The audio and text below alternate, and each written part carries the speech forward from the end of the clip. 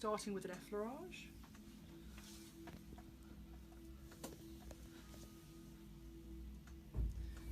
Nice effleurage, get the oil on.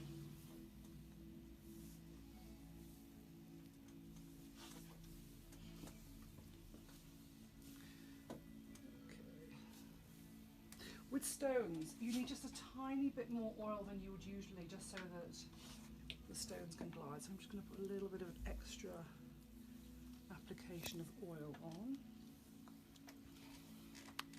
Okay, now I've already taken my stones out, so I'm already good to go. I'm going to start with larger stones. So as I said, if you can hold them, that's fine. If you can't hold them, they're too hot and they will burn. And then you need to just dip them in the cold water. Always introduce with the back of your hand. It's just so that it's not a shock. Keep the stones moving. These are beautiful and hot. And the first move is simply the effleurage.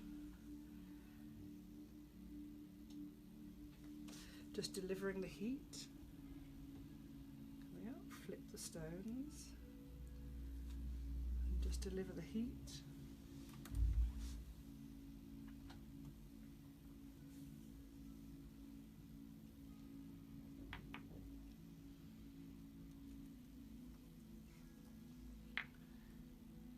Once I feel that the heat has all been delivered into the body, I'm going to just tuck these two stones. When you tuck, they have to stay in contact with the body, so tucking to leave the stones away isn't a tuck, it has to be in contact. And then I'm going to go straight in for the next two, and then depending on what your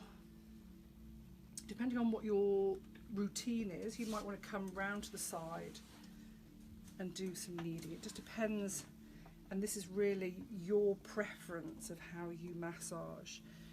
So you could do kneading, you can do a round and round, you could just put one stone down, hand over hand, and work round the hip. I'm just going to tuck that so that you can see. Breathing, and round. And then if you do kneading here, always being really mindful around the rib cage here. So I'm just going to be a little bit lighter around the rib cage, because I don't want to press too hard at all around the bone. And the rule we know is no stone on bone. Working up and around trapezius and rhomboid.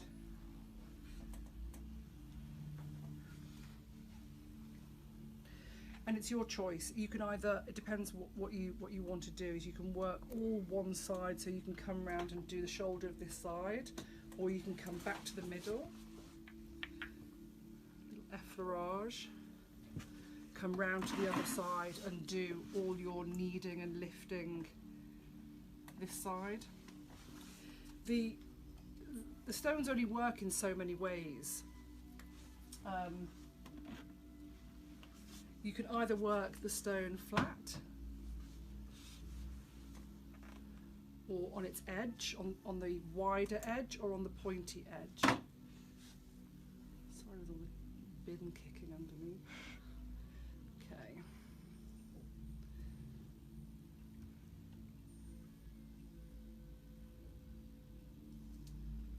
So whatever you do, whatever your style is, working along the top, and there's a cross friction across fibre. You can get in here, Charlie. I would use the larger stone to come across the fibre of the muscle of the trapezius here. And you can, when you feel the congestion here, I'm going to go over it and over it. And then you can, what you would usually do around the scapula, little circles. And that replaces doing either knuckling or your thumb work, depending on what you've been shown, or knuckling here. And you can still use your hands. It's okay to sort of bring your hands in. But essentially, you're working now with the stone to deliver heat and replace all of that work. Coming up into the neck is lovely. And then I'm going to show you the piezoelectric. So I'm just going to tuck those two here. Now the piezoelectric is really important to get the right stones.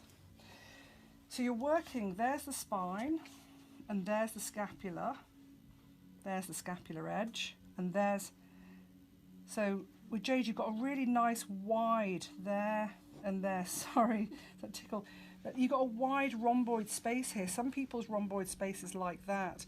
So it's really important to select the stone that goes and fits in that rhomboid space. So a stone, selecting a stone like that, if you were going to tap that, that would be on the spine and on the scapula. So you definitely don't want a stone that size. And even a stone that size is a bit inappropriate to do what I'm going to show you. This is called piezoelectric. You're holding it in the rhomboid space, and with the other stone, you're going to tap and move the stone through the rhomboid.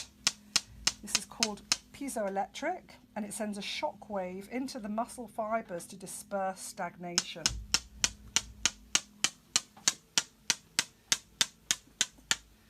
It's a bit noisy, but it's so good for stagnation and for muscular tension. This stone's also good.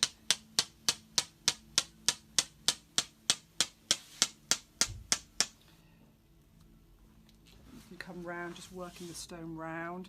And be careful, the spine of scapula's here, so you don't want to put any stones through that bony area. You're always working just within the muscular areas.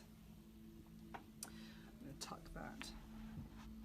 So just working with the techniques that you've already been shown, the effleurage, petrissage, kneading, lifting, circular frictions, working around the scapula on the end, on point, on the flat.